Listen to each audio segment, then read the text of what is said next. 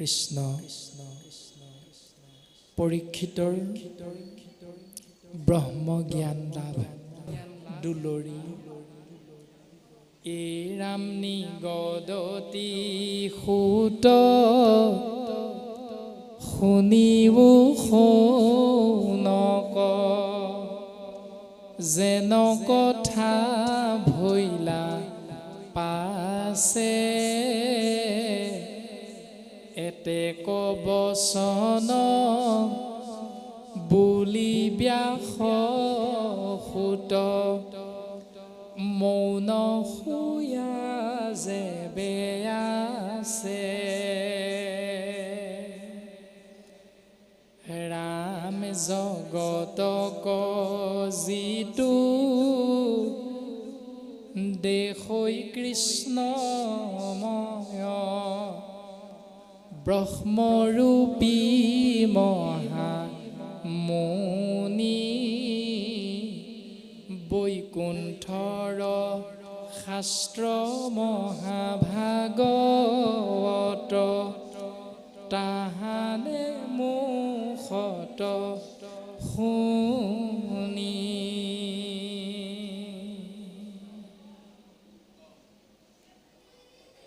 মহামানী উগ্ৰশ্ৰৱা সুতে নৈমিষ ক্ষেত্ৰত ২৮,০০০ ঋষিমুনিৰ আগত কৈ আছে নিগদতি সুত শুনিও শৌনক সেই শৌনক নামৰ ত্ৰিকালদৰ্শী ঋষি তোমাৰ লগতে ২৮,০০০ ঋষিমুনি তোমালোকে শুনাচোন ইয়াৰ পাছত কি হ'ল এতেক বচন বুলি ব্যাস সুত মৌন শুয়া যেবে আছে এনেধৰণে ভাগৱত কথা অমৃতময় কৃষ্ণ নাম প্ৰকাশ কৰাৰ অন্তত কৃষ্ণ দৈপায়ন বেদব্যাসৰ পুত্ৰ শোকগুৰু মৌন হৈ ৰ'ল জগতক যিটো দেখৈ কৃষ্ণময় ব্ৰহ্মৰূপী মহামুনি বৈকুণ্ঠৰ শাস্ত্ৰ মহাভাগৱত তাহানে মুখত শুনি সমস্ত জগতক কৃষ্ণময় দৰ্শন পোৱা ব্ৰহ্মৰূপী মহামুনি শোকগুৰুৰ মুখপদ্মখন্তে বৈকুণ্ঠৰ শাস্ত্ৰ মহাভাগৱত পৰীক্ষিতে শ্ৰৱণ কৰিলে আৰু শ্ৰৱণ কৰাৰ অন্তত কি হ'ল ৰাম শৰীৰ মনৰ মল দূৰ ভৈল গুচিল মোহ আন্ধাৰ পৰম ঈশ্বৰ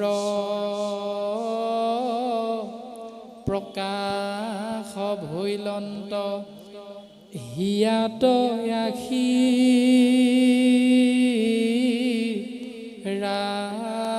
ৰাজাৰ হে ৰাম ৰাম দ্ৰৱ ভৈলা চিত্ত তনুৰো মানিচিত ঝৰে নয়নৰ নীৰ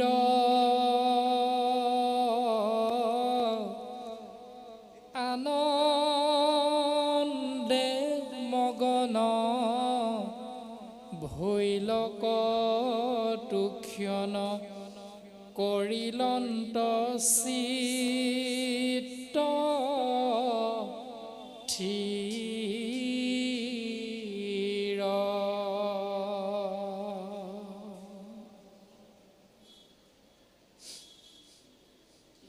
পৰীক্ষিতৰ শৰীৰটোৰ পৰা মলবিলাক নাইকিয়া হৈ গ'ল পৰীক্ষিতৰ মনৰ পৰা ভয় চিন্তাটো দূৰ হৈ গ'ল ইমান দিনে পৰীক্ষিতে ভাবি আছিল শৰীৰটোৱে মই এই মই নামৰ শৰীৰটোৰ মৃত্যু হ'ব সেই ভয়টোৱে পৰীক্ষিতক খুলি খুলি খাইছিল। আৰু যেতিয়া সমস্তখিনি ভাগৱত কথা শুনিলে, শুনাৰ অন্তত বুজি পালে যে মই মানে শৰীৰ নহয়, মই মানে হ'ল আত্মা। যিটো কথা আমি সহজতে চিন্তা কৰিলে বুজি পাম যে এবাৰ ভগৱন্ত শ্ৰীৰামচন্দ্ৰ ৰাজসভাত সিংহাসনত আসনাধীষ্ঠ হৈ থাকোঁতে ৰামৰ ভক্ত হনুমন্তই সেৱা কৰিছে ৰামচন্দ্ৰক, বোলে প্ৰভু দাসৰ সেৱা গ্ৰহণ কৰক। আৰু হঠাৎ সেইদিনা হনুমন্তক আচৰিত কৰি ৰামচন্দ্ৰই এটি প্ৰশ্ন আগবঢ়াই দিলে, সেৱা যে কৰিলা তুমি কোন? আৰু প্ৰভুৰ প্ৰশ্ন শুনি হনুমন্ত আচৰিত হৈ গ'ল। কোনোদিন প্ৰভুৱে মোক এনেকুৱা প্ৰশ্ন কৰা নাই, আজি মোক প্ৰভুৱে কিয় প্ৰশ্ন কৰিলে? প্ৰকৃততে প্ৰভুৱে মোক আজি চিনি নাই পোৱা নেকি? আৰু তেতিয়াই হনুমন্তই অকণমান সময় চিন্তা কৰি উত্তৰ দিছে যে প্ৰভু, সদায় মই তোমাক সেৱা কৰি থাকোঁ, তোমাৰ দাসৰো দাস, কিংকৰৰো কিংকৰ। মোৰ নাম হনুমান, মই তোমাৰ দাস হনুমন্ত প্ৰভু। এই বুলি কোৱাৰ লগে লগে শ্ৰীৰামচন্দ্ৰই হনুমন্তৰ ফালে চাই কৈছে, হেৰা, মই তোমাৰ নামটো নাই সোধা, তুমি কোন এইটোহে সুধিছোঁ। হনুমন্ত আকৌ আচৰিত। তাৰপাছত খন্তেক সময় চিন্তা কৰাৰ পাছত হনুমন্তই ক'লে যে মই কেশৰী নন্দন অঞ্জনাৰ পুত্ৰ বায়ুপুত্ৰ হনুমান। আৰু ৰামচন্দ্ৰই কৈছে যে তোমাৰ বংশ পৰিচয় মই নাই সোধা, তুমি কোন? পুনশ্চ হনুমন্তই অকণমান সময় চিন্তা কৰি কৈছে যে প্ৰভু মই বান্দৰ। আৰু তেতিয়া ৰামচন্দ্ৰই কৈছে তোমাৰ জাতি কি মই নাই সোধা, তুমি কোন এইটোহে সোধা হৈছে। আৰু অকণমান সময় হনুমন্তই ধ্যান কৰি মুখত এটা মিচিকীয়া হাঁহি মাৰি প্ৰভুৰ ফালে চালে। আৰু তেতিয়া ৰামচন্দ্ৰই কৈছে হনুমন্ত তুমি কোন এতিয়া কোৱা। তেতিয়া কিন্তু ৰামচন্দ্ৰই সেৱকৰ নাম ধৰি প্ৰকাশ কৰিছে হনুমন্ত তুমি কোন। কিন্তু প্ৰথমৰ পৰা তিনিভাগি প্ৰশ্ন কৰোঁতে এবাৰো হনুমন্ত তুমি কোন বুলি নাই সোধা, মোক যে সেৱা কৰিলা তুমি কোন বুলিহে প্ৰশ্নভাগী কৰিছে। আৰু যেতিয়া হনুমন্তৰ মুখত মিচিকীয়া হাঁহিটো দৰ্শন পালে, তেতিয়া ৰামচন্দ্ৰই ক'লে হনুমন্ত উত্তৰ পালা নেকি, কোৱাচোন তুমি কোন? তেতিয়া হনুমন্তই উত্তৰ প্ৰদান কৰিছে প্ৰভুক যে দেহৰ দৃষ্টিত মই এজন মানুহ। আমি সেইভাগেই দেখা পাওঁ। এই শৰীৰটোৰ দৃষ্টিৰে যদি চাওঁ, সন্মুখত থকাজনক শইকীয়া, দত্ত, কলিতা আদি উপাধিৰে আমি নামাকৰণ কৰি সেই শৰীৰটোক আমি সন্মান প্ৰদৰ্শন কৰোঁ, সম্বোধন কৰোঁ। কিন্তু শৰীৰৰ দৃষ্টিত আমি এজন মানুহ। জীৱৰ দৃষ্টিত মই তোমাৰ দাস। আত্মাৰ দৃষ্টিত মই তুমি, তুমিয়ে মই। অৰ্থাৎ আত্মাই হ'ল পৰমাত্মা, পৰমাত্মাই হ'ল জীৱ আত্মা। এইটো হ'ল আত্মাৰ দৃষ্টি। এতিয়া আমাৰ দৃষ্টিটো কোনটোত আছে? মই কোন বুলি সুধিলে আমাৰ উত্তৰটো কি হয়? আত্মা। যদি আমাৰ প্ৰকৃততে শাস্ত্ৰসন্মত চিন্তাটোৱে সুন্দৰভাৱে আপুনি মই আগবাঢ়িছোঁ, তেতিয়াহ'লে আমি খোৱা কামোৰাবিলাক কেলৈ লাগি থাকোঁ?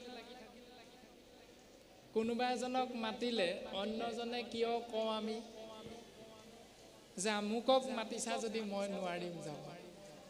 যদি আত্মা অবিনাশী, শৰীৰটোৰ বিনাশী, শৰীৰটোৰ ক্ষয় হয়, আত্মাৰ ক্ষয় নহয়, এই পৰম সত্যটো শাস্ত্ৰই যদি আমাক সকলোকে দেখুৱাই দিছে, চিনাকি কৰি দিছে, আমিও যদি সকলোৱে বুজি পাইছোঁ বুলি ভাবিছোঁৱে, তেতিয়াহ'লে শৰীৰটো এৰি যোৱা জীৱাত্মাৰ বাবে আপুনি মই কান্দো কিয়?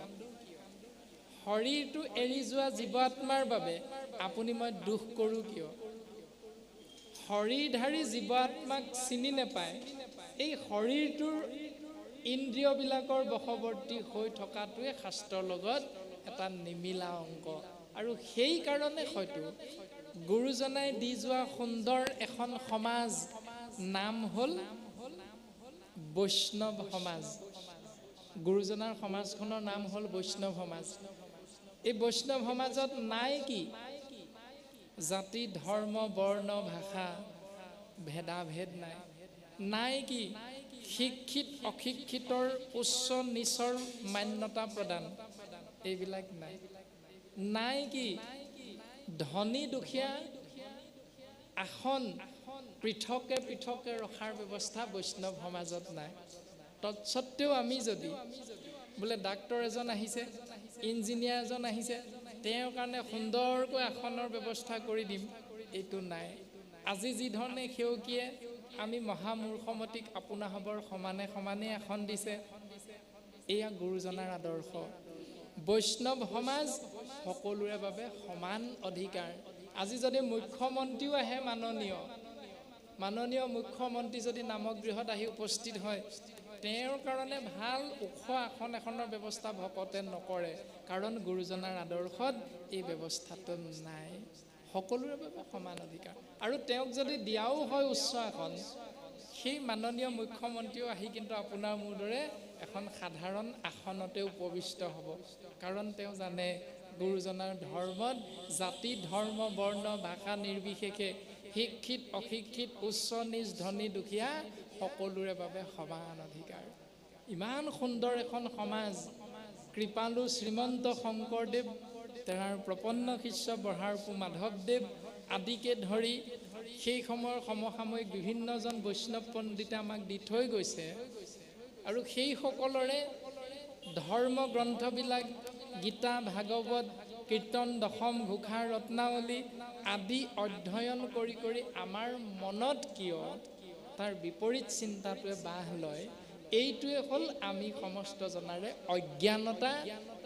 গুৰুজন বস্তুৱে আমাক এনেকৈ প্ৰকাশ কৰিছে। যদি গুৰুজনাই সকলোকে সমান অধিকাৰ দিছে, তেতিয়াহ'লে এখন সমাজ দুখন কৰাৰ অধিকাৰটো আপোনাক মোক কোনে দিলে? যি বেয়া কৰ্ম কৰিব তেওঁ অপৰাধী হ'ব, যি শাস্ত্ৰৰ লগত নিমিলা কৰ্ম কৰিব তেওঁ পাপত পৰিব, যি ভাল কাম কৰিব তেওঁৰ পুণ্য হ'ব, যি ভক্তি কৰিব তেওঁ বৈকুণ্ঠে যাব, মুক্তি হ'ব। এই তিনিটা সিদ্ধান্তহে গুৰুজনাই দিছে। তাক বিচাৰ কৰিবলৈ আপোনাক মোক অধিকাৰ নাই দিয়া। আমাক এটাই দিছে, ভগৱন্তৰ সেৱক হিচাপে এক দেৱ এক সেৱ একত বিনে নাইকিয়, এই নিয়মটো পালন কৰিবলৈ আমাক দিছে। কোনোবা শইকীয়াই পালন নাই কৰা, আপোনাক মোক ঠিকা দিয়া নাই তেওঁ কি কৰিছে, তেওঁ কি নাই কোৱা চাই থাকিবলৈ।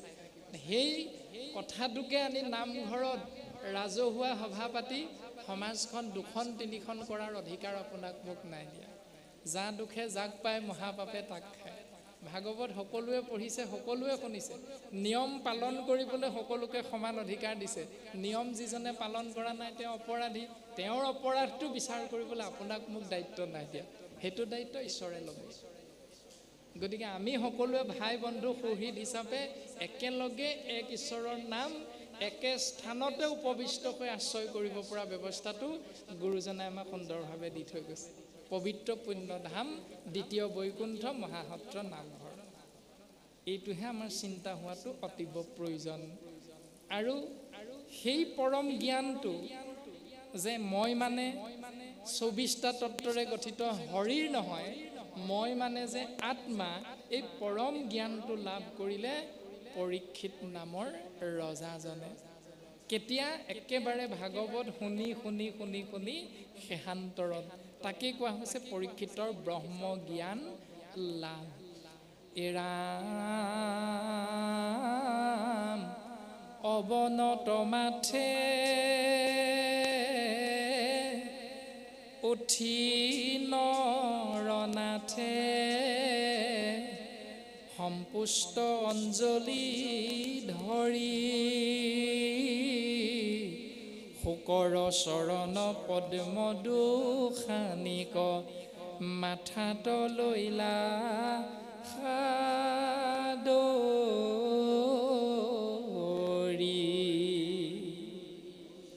তাৰপিছত পৰীক্ষিতে আঁঠু কাঢ়ি শোকগুৰুৰ চৰণ দুখানিত নিজৰ শিৰটো স্পৰ্শ কৰোৱাই হলুটক মুখে গদ গদ বাক্যে বুলিলা ৰাজা প্ৰণামী কহি পৰমাৰ্থ কৰিলা কৃতাৰ্থ তৰিলো তৰিলো আমি। তুমি পৰম অৰ্থ তাত্ত্বিক দিশ আমাৰ আগত প্ৰকাশ কৰি আমাক তুমি ধন্য কৰি দিলা। সেই মহামানী শোকগুৰু আমি আজি কৃতকৃত্য হৈ গলো। যিটো মহাহৰি ব্ৰহ্মাদি কৰি মোহিত যাৰ মায়াত মোহয় অন্ধকাৰ গুচায়া মাৰ কৰাইলা তাংক সাক্ষাৎ তজু উপদেশে আবেশে জানিলো প্ৰাণৰ বন্ধু কৃষ্ণক কৰিলা যেন কিনো কৃপা মোক চক্ষু দিলা অন্ধলাক।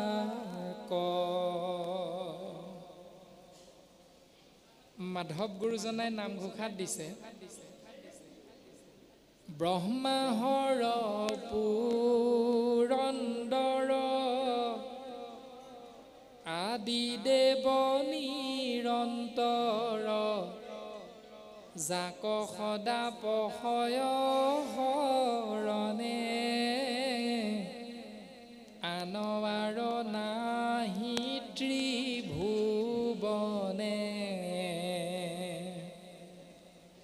ভকত জনৰ বন্ধু তুমি হে কৰুণা সিন্ধু মোৰ গতি তোমাৰ চৰণে ৰাম মোৰ গতি তোমাৰ চৰণে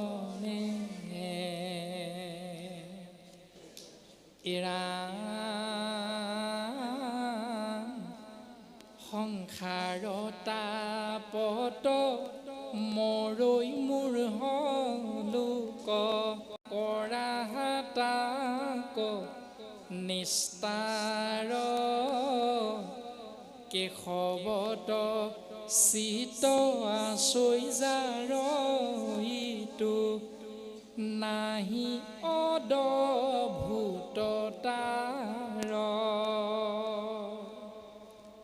আমি সকলোৱে এটা কথা জানো, সংসাৰত অৱস্থান কৰা আমি জীৱ তিনি তাপৰ অন্তৰ্ভুক্ত। সেই তিনি তাপ কি কি? দৈবিক, আধিভৌতিক আৰু আধ্যাত্মিক। এই তিনি তাপৰ লগতে তিনিটা গুণো আছে, ৰাজসিক, তামসিক আৰু সাত্বিক। এই সমস্তৰ পৰা পৰিত্ৰাণ পোৱাৰ উপায়টো কি? নামঘোষা শাস্ত্ৰত মাধৱ গুৰুজনে আমাক সুন্দৰভাৱে সিদ্ধান্ত দিছে।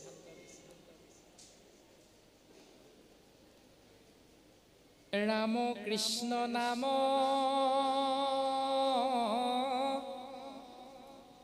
অভেদ কবচ সদায়ে যিটো পিন্ধয় তিনি গুণময় অস্ত্ৰৰ প্ৰহাৰে তাংক আৰ নিবিদ্ধয়। এই সংসাৰখনত তিনি তাপ তিনি গুণৰ পৰা আমি পৰিত্ৰাণ পাবৰ বাবে গুৰুজন বস্তুৱে ক'লে ৰাম কৃষ্ণ হৰি বিষ্ণু জগত প্ৰসিদ্ধ নামৰূপী কবচ শৰীৰত কায় বাক্য মন চিত্তে যদি সুদৃঢ় বিশ্বাসে পিন্ধি থাকোঁ, চাহকণ খাওঁতেও কৃষ্ণ, চাহকণ দিওঁতেও কৃষ্ণ, তামোলৰ বটাটো আগবঢ়াই দিওঁতেও কৃষ্ণ, তামোলখন মুখলৈ নিওঁতেও কৃষ্ণ, অৰ্থাৎ প্ৰত্যেক মুহূৰ্ততে কৃষ্ণ ভাৱনাত ব্ৰতী হৈ থাকিবৰ বাবে শাস্ত্ৰই আমাক উপদেশ দিছে। গতিকে এইযোৰ পোছাকৰ বাহিৰে তিনি তাপৰ পৰা তিনি গুণৰ পৰা পৰিত্ৰাণ পাব পৰা লাখ টকীয়া পোছাকযোৰ পিন্ধিলেও আপুনি মই পৰিত্ৰাণ পাব নোৱাৰিম। কেৱল ৰাম কৃষ্ণৰ নাম অভেদ কবচ বুলি শাস্ত্ৰই সিদ্ধান্ত দিছে। প্ৰমাণ হিৰণ্যকশিপুৰে ব্ৰহ্মাৰ পৰা যিটো বৰ লৈছিল, সেই বৰটো একেবাৰে পানী নসৰকা অমৰত্ব বৰ। কিন্তু সেই অমৰত্ব বৰটো লৈ থাকিও প্ৰহ্লাদক, পুত্ৰ প্ৰহ্লাদক যিমান শাস্তি দিলে, প্ৰহ্লাদৰ নোম এডালো নলৰিল। কিয়নো প্ৰহ্লাদে ৰাম কৃষ্ণ হৰি বিষ্ণু অভেদ কবচ শাস্ত্ৰসন্মতে আশ্ৰয় কৰিছিল। সেইকাৰণে প্ৰহ্লাদ সকলো সময়তে মুক্ত হৈ থাকিব পাৰিছিল। আৰু শেষান্তৰত ব্ৰহ্মাৰ পৰা লোৱা সেই পানী নসৰকা অমৰত্ব নিচিনা বৰকো নৎসাত কৰি ভগৱন্ত পুৰুষে হিৰণ্যকশিপুৰক এই সংসাৰৰ পৰা নিপাত কৰিলে। গতিকে আমাকো বৰ্তমান সিদ্ধান্ত দিছে, সংসাৰ তাপত মৰৈ মূঢ়লোক কৰাহা তাক নিস্তাৰ, কেশৱত চিত আচৈ জাৰৈটো নুহি অদভূত তাৰ। অৰ্থাৎ ঈশ্বৰ কৃষ্ণত যাৰ মতি হ'ল, যাৰ ৰতি হ'ল, যাৰ প্ৰীতি হ'ল, যাৰ ভক্তি হ'ল, তেওঁ এই সংসাৰৰ পৰা অনায়াসে তৰি যাব পাৰিব।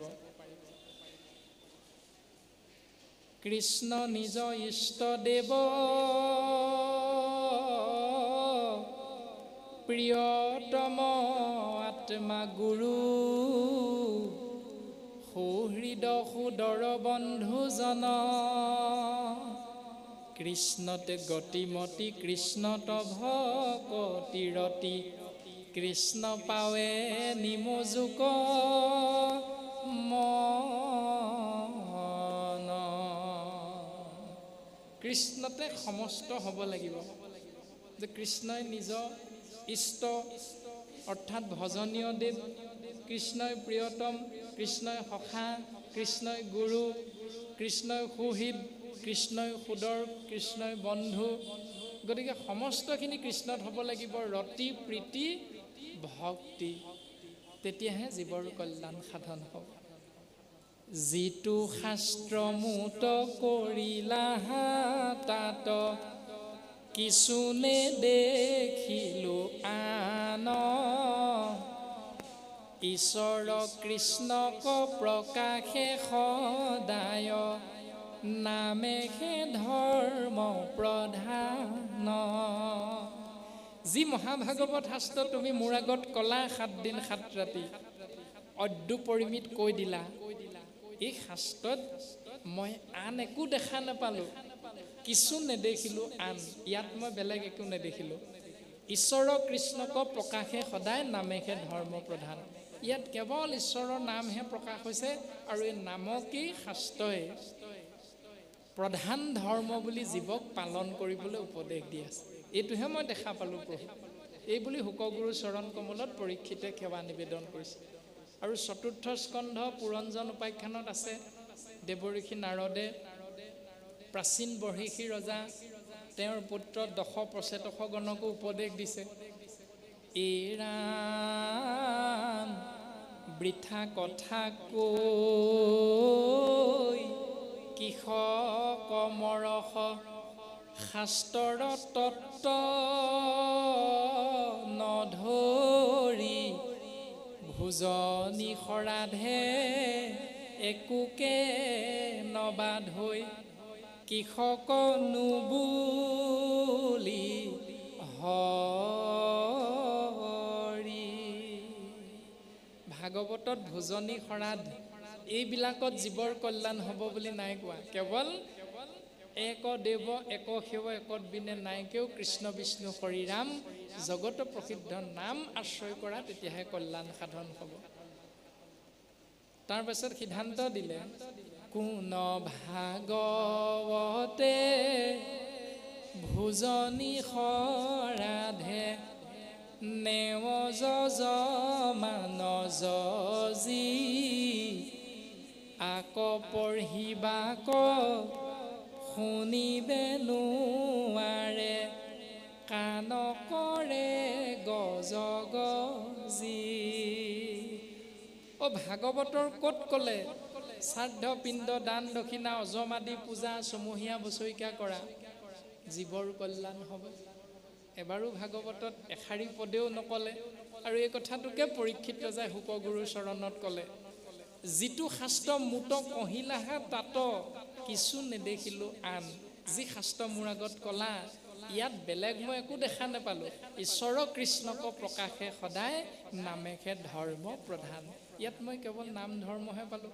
ছমহীয়া বছৰিকীয়া কৰা, যাগ যজ্ঞ কৰা, পূজা পাতল কৰা, দান দক্ষিণা দিয়া, এইবিলাকতো ভাগৱতত এটাও মই দেখা নাপালোঁ।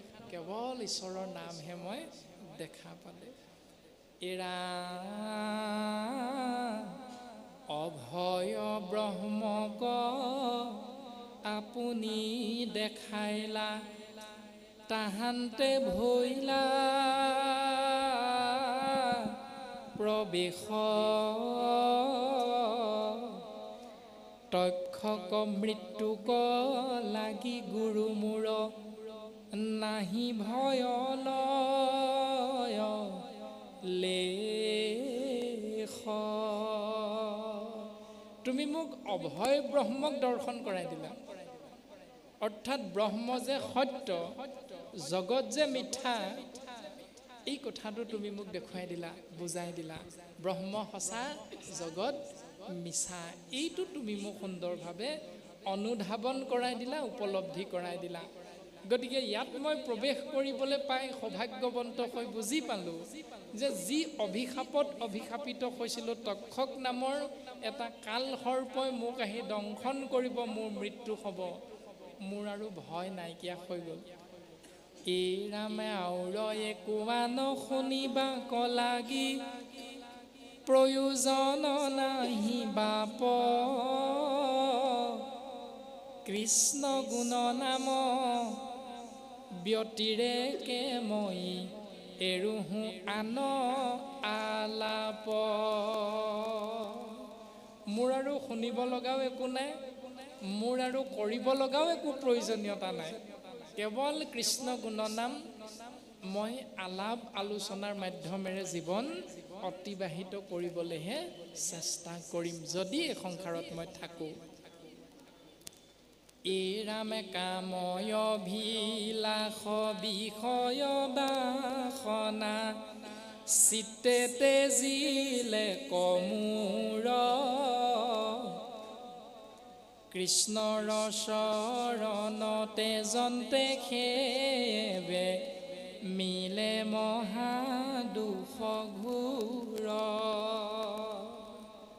হে গুৰুদেৱ, মই ভাবিছিলোঁ মোৰ পুত্ৰ, মোৰ পত্নী, ৰাজ্য, ধন, ঐশ্বৰ্য, বিভূতি মই এৰিব লাগিব, বৰ দুখ হৈছিল, কাৰণ এইবিলাকত মোৰ মোহ আছিল।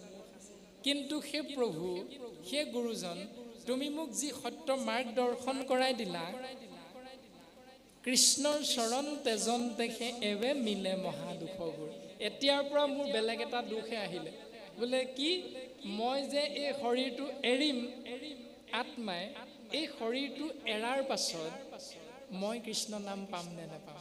যদি নেপাওঁ তেতিয়াহ'লে মোতকৈ আৰু দুখী কোনো নাই, মোতকৈ আৰু দুৰ্ভগীয়া কোনো নাই। এতিয়া পৰীক্ষিত নামৰ জীৱ আত্মাই সেই দুখটোহে মনলৈ আহিছে যে মই যামগৈ শৰীৰটো এৰি আত্মা, কাৰণ আত্মা অবিনাশী। এই শৰীৰ এৰাৰ পাছত মই হয় কৰ্মফলে গছত সোমাব লাগিব, কৰ্মফলে বাঘৰ শৰীৰত সোমাম, কৰ্মফলে পোক পৰুৱা হ'ম, কৰ্মফলে চৰাই চিৰিকটি হ'ম, কৰ্মফলে মাছ কাছ হ'ম। য'তেই নোসোমাওঁ সেই প্ৰভু, মই যেন কেৱল জৈতে তৈতে জন্ম মূৰ শৌক কৰ্ম ভাগে নেৰু যেন তোমাৰ চৰণয়নো ৰাগে। কৰ্মফলে সেই প্ৰভু মোৰ য'তেই জন্ম নহওক, সেই জন্মটো যেন মই তোমাৰ সেৱা কৰাৰ সৌভাগ্যৱন্ত হওঁ, এই কৃপা তুমি মোক কৰা। এইটো দুখহে পৰীক্ষিতে কৰিছেগৈ, বেলেগ একো নাই কৰা এতিয়া, কাৰণ পৰম সত্যটো দৰ্শন পালোঁ। এতিয়া আমাৰ দুখটো কি হয়, বেলেগহে হয়। গতিকে আমি ভকত হৈও যদি পাৰ্থিৱ জগতখনৰ মায়ামোহত থাকোঁ, তেতিয়াহ'লে আমি চিন্তা কৰাটো অতিব প্ৰয়োজন। এৰা হেন জানি মোক তুমি গুৰু বাপ, দিয়া অনুমতি দান, মাধৱ বন্ধুৰ চৰণত চিত্ত, দিয়া ত্যাগিবো প্ৰাণ, পৰময় ভয় কৃষ্ণৰ চৰণ, দেখাইলা মোক আপুনি, গুচিলয় জ্ঞান ভৈলো জ্ঞান নিষ্ঠ, নিষ্ঠে কহোঁ মুনি।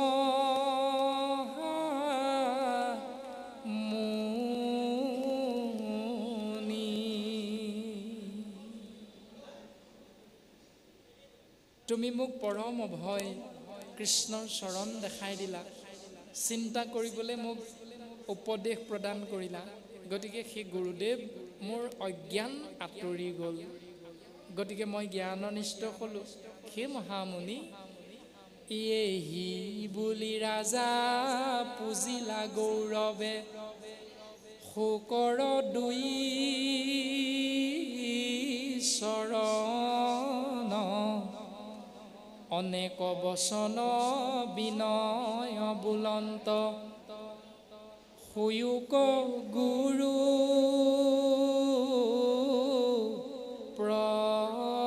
প্ৰসন্ন, হে ৰাম ৰাম কৰোহো কাতৰ, দিওৱে শিৱৰ মৰণ সময়ে, স্বামী বান্ধৱ কৃষ্ণৰ অৰুণ চৰণ, যেন নপাহৰো আমি। হে গুৰুদেৱ, তুমি আমাক পুনশ্চ কৃপা কৰা, আশীষ বৰিষণ কৰা, যে প্ৰাণবন্ধু কৃষ্ণৰ দুখানি অৰুণ চৰণ যেন জৈতে তৈতে জন্ম হ'লেও মই পাহৰি থাকিব লগা নহয়। হে গুৰুদেৱ, তুমি আমাক এই কৃপা বৰিষণ কৰা। হীৰক পৰশী শোকে বুলিলন্ত, হেনয় শৌক নৃপতি, ভিক্ষুগণ সমে উঠিলৰি গৈলা, লয়া টানতে অনুমতি। যেতিয়া শিৰত স্পৰ্শ কৰি শোকগুৰুৱে পৰীক্ষিতক আশীষ বৰিষণ কৰিলে যে তুমি যেনেকৈ ইচ্ছা কৰিছা তোমাৰ তেনেকুৱাই হওক, অৰ্থাৎ ভগৱন্ত পুৰুষে সেই কৃপাকেই তোমাক বৰিষণ কৰক, এই বুলি যেতিয়া আশীষ প্ৰদান কৰিলে, আৰু লগে লগে ভিক্ষুগণৰ সহিতে পৰীক্ষিত নামৰ জীৱাত্মা লৌৰি গ'ল। এই ৰামে পাছে পৰীক্ষিত গংগাৰ তীৰত, বহিলা কুশ বিচাই, উত্তৰক মুখে মাধৱক স্মৰি, থিৰ কৰিলন্তকায়,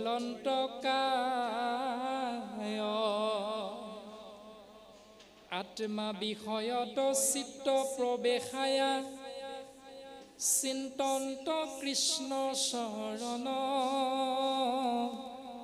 নিশ্চল শৰীৰ মন ভৈল থিৰ, নতলে প্ৰাণ পৱন। গংগাৰ তীৰত গৈ কোষবনত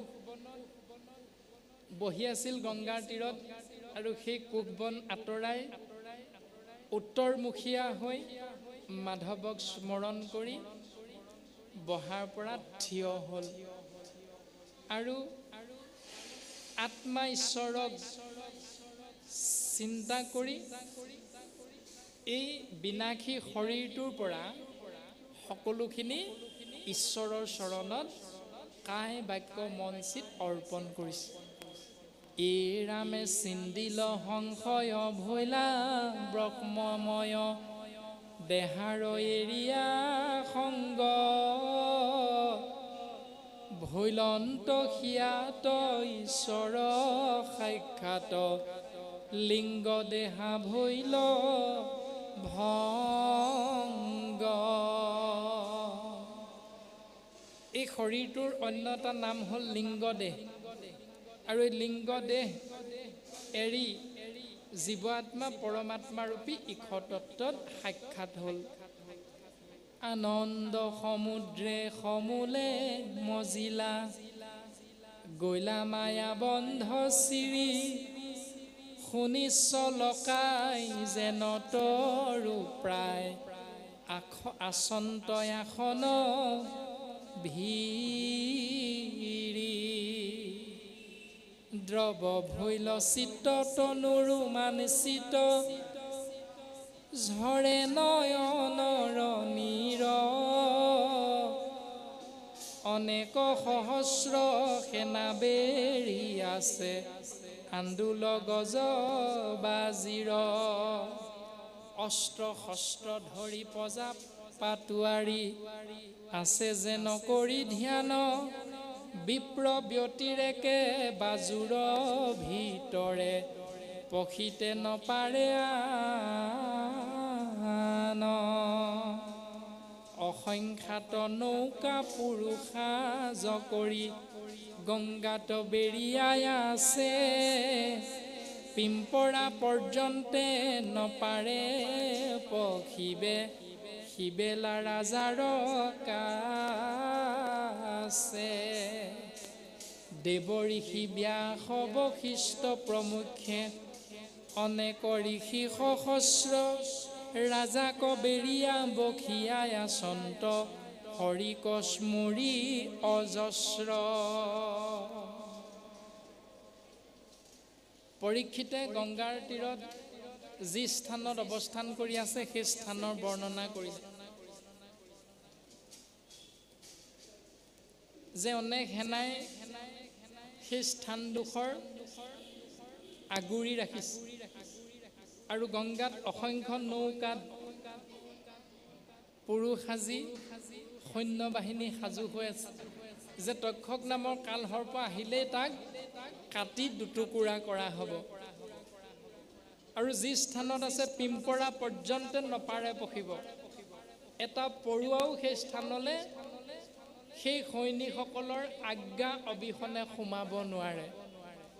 আৰু তাতে আছে মহান মহান ঋষি দেৱ ঋষি ব্যাস বশিষ্ঠকে প্ৰমুখ কৰি ত্ৰিকালদৰ্শী ঋষিমুনিসকলো তাত উপস্থিত হৈ আছে। ৰাজাক বেৰিয়া বখিয়া আচন্ত হৰিক স্মৰি অজস্ৰ, এনেকৈ হাজাৰ বিজাৰ ঋষিমুনি সৈন্য সামন্তই আগুৰা সেই আবেষ্টনীৰ মাজত শোকগুৰুৰ কৃপাত পৰীক্ষিত ৰাজা আসনাধীষ্ঠ হৈ আছে। এই ৰাম শুনিও ক সভাসদ মহাভাগৱত পদ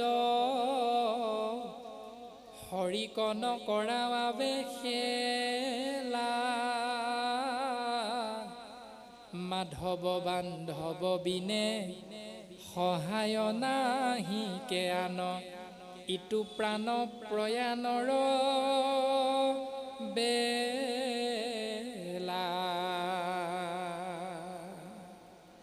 সেই সভাসদ বৰ্গ ভাগৱতৰ পদ শুনাচোন। হৰিক অৱহেলা নকৰিবা, কাৰণ মাধৱ ঈশ্বৰ কৃষ্ণৰ বন্ধুৰ বিনে বিপদৰ পৰা সহায় কৰোঁতা দ্বিতীয় এজন বন্ধু আৰু জীৱৰ বাবে নাই বুলি কৈছে। ভাৰত ভূমিত লভি দুৰ্লভ মনুষ্য জন্ম আৰু বিশেষত কলিকাল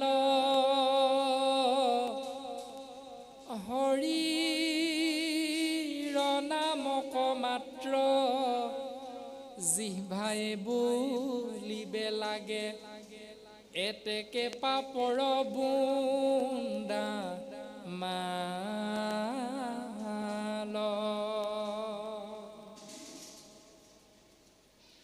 চাৰিটা সংযোগ বুলি কৈছে গুৰুজন বস্তু। ভাৰতবৰ্ষত জন্ম লাভ কৰিছোঁ, দেৱতায়ো বাঞ্ছা কৰিলে নোপোৱা উত্তম পাত্ৰ মনুষ্য শৰীৰটো পাইছোঁ। আৰু বিশেষত কলিকাল, কলিযুগত ভাৰতবৰ্ষত মনুষ্য শৰীৰত অৱস্থান কৰা জীৱ আত্মাবিলাকক শ্ৰেষ্ঠ জীৱ বুলি শাস্ত্ৰই প্ৰশংসা কৰিছে। তাৰমানে আমাক শাস্ত্ৰই শ্ৰেষ্ঠ জীৱ বুলি প্ৰশংসা কৰিছে। এতিয়া শ্ৰেষ্ঠ জীৱ বুলি প্ৰশংসা কৰাৰ পাছত 4 নম্বৰ কৰ্মটো কি? সিদ্ধান্ত দিলে হৰিৰ নামক মাত্ৰ জিভাই লাগিবে লাগে। হৰি নামহে কেৱল জিভাই আশ্ৰয় কৰিব লাগে, উচ্চাৰণ কৰিব লাগে। এতিয়া আমাৰ জিভাখনৰ কাম কি কি নামঘোষা শাস্ত্ৰত মাধৱ পুৰুষে কৈছে নহয়। হে জিভা সদাতুৰ মধুৰে খে প্ৰিয় মাত্ৰ জানতই ৰসৰ সাৰক। হেৰ' জিভা, তই জান নহয় এই শৰীৰটোক কি কি বস্তু খোৱালে কি কি সোৱাদ পায়। জ্বলা টেঙা মিঠা তিতা কেঁহা নিমখীয়া প্ৰত্যেকটো বস্তুৰ সোৱাদ তই শৰীৰটোক দিব জান। কিন্তু এই সকলোবিলাকতকৈ এটা অমৃত আছে আকৌ, তই খাইছনে নাই খোৱা জানো। বোলে কি হে অমৃত? আনতে যি নিৰন্তৰে কৰিওক মাত্ৰ পান নাৰায়ণ নাময় অমৃতক। ৰাম নাৰায়ণ নাময় অমৃতক। আন সকলোবিলাক ত্যাগ কৰি অমৃতময় কৃষ্ণ নাম তই কোনোবা এদিনা আশ্ৰয় কৰিছনে জিভা? এই বুলি বুজাবৰ বাবে শাস্ত্ৰই আমাক সিদ্ধান্ত দিছে। যদি নাই কোৱা তেতিয়াহ'লে আমাৰ জিভাখনক কাৰ লগত তুলনা কৰিছে? ভেকুলী জিভা বুলি কৈছে। জিভাখন থাকিও কৃষ্ণ নাম আশ্ৰয় নাই কৰা, জানা জিভা ভৈল তাৰ বেংগৰ সমান। তাৰ জিভাখন ভেকুলী জিভা বুলি কৈছে। এতিয়া ভেকুলী জিভা কেনেকৈ হ'ল আপুনি মই চিন্তা কৰিলে উত্তৰটো পাই যাম। আমি যে বিদ্যালয়ত সৰুতে এটা কবিতা পঢ়িছিলোঁ, পদ্য পঢ়িছিলোঁ, আপোনাৰ সবৰ মনত আছে? অ' ফুল নুফুল কিয়, গৰুৱে যে আগ খাই মই নুফুলিম কিয়। অ' ফুল নুফুল কিয়, গৰুৱে যে আগ খাই মই নুফুলিম কিয়। যে গৰুৱে মোৰ আগটো খাই দিয়ে মই কেলে ফুলিম। গিৰিহঁতে যেতিয়া ফুল গছক সুধিছে ইমান ধুনীয়াকৈ সাৰ জাবৰ দিছোঁ, তই এনেকৈ সদায় থাকিবি নেকি নুফুলাকে?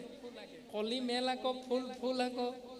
এই বুলি কোৱাৰ লগে লগে ফুল গছে উত্তৰ দিছে, সদায় সদায় গৰুৱে আহি মোৰ আগটো খাই পেলাই মই কেনেকৈ ফুলিম। আৰু গিৰিহঁতজনে গৰুক সুধিছে, অ' গৰু আগ খাওঁ কিয়? বোলে গৰখীয়াই যে মোক নৰখে মইনো নাখাম কিয়। তেতিয়া গৰখীয়াক সোধা হ'ল, অ' গৰখীয়া গৰু নৰখ কিয়? বোলে ৰান্ধনীয়ে যে ভাত নিদিয়ে মইনো ৰখিম কিয়। ৰান্ধনীক সোধা হ'ল, ভাত নিদিয় কিয়? খৰিকটীয়াই যে খৰি নিদিয়ে মইনো ভাত ৰান্ধিম কিয়। খৰিকটীয়াক সোধা হ'ল, খৰি নিদিয় কিয়? বোলে মেঘে যে বৰষুণ দিয়ে মইনো খৰি দিম কিয়।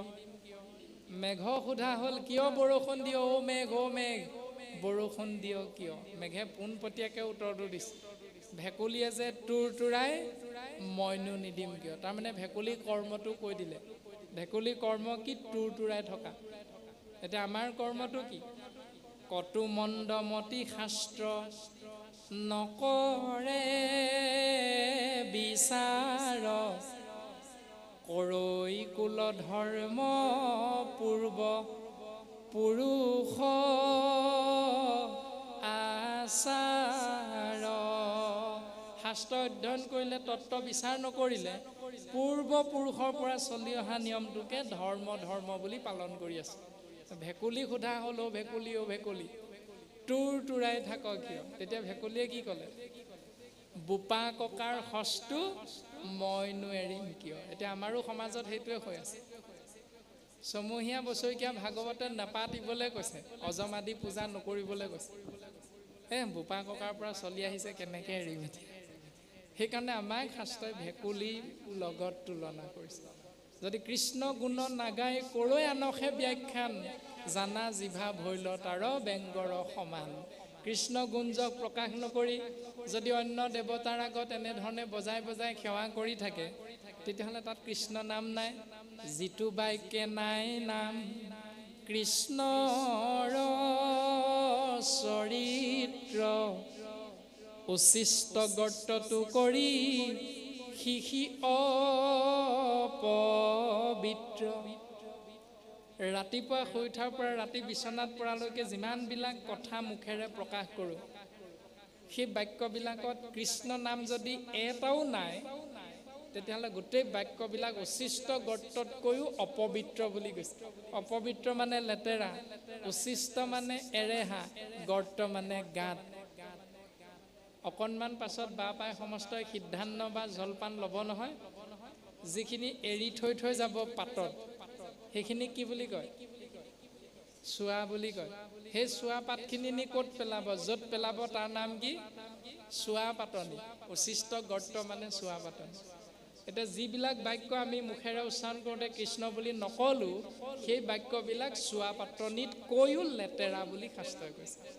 তেতিয়াহ'লে যিজনে আশ্ৰয় কৰি আছোঁ তেনেকুৱা বাক্য মানুহজন কিমান লেতেৰা, সেইটো নিজক সুধিলেই আমি উত্তৰটো পাই যাওঁ। খোৱা কামোৰা কৰি লাভ নাই। ভাগৱত দৰ্শন সমাজকেন্দ্ৰিক নহয়, ভাগৱত দৰ্শন ব্যক্তিকেন্দ্ৰিক নহয়। ভাগৱত দৰ্শন জীৱ আত্মাক পৰমাত্মাৰূপী ভগৱন্তৰ লগত সংযোগটো স্থাপন কৰি দিয়া। একে আষাৰে ক'বলৈ গ'লে নাম ল'বা তৰিবা, নাম নল'বা মৰিবা। চিন্তা আপোনাৰ মোৰ প্ৰত্যেকৰে নিজৰ নিজৰ।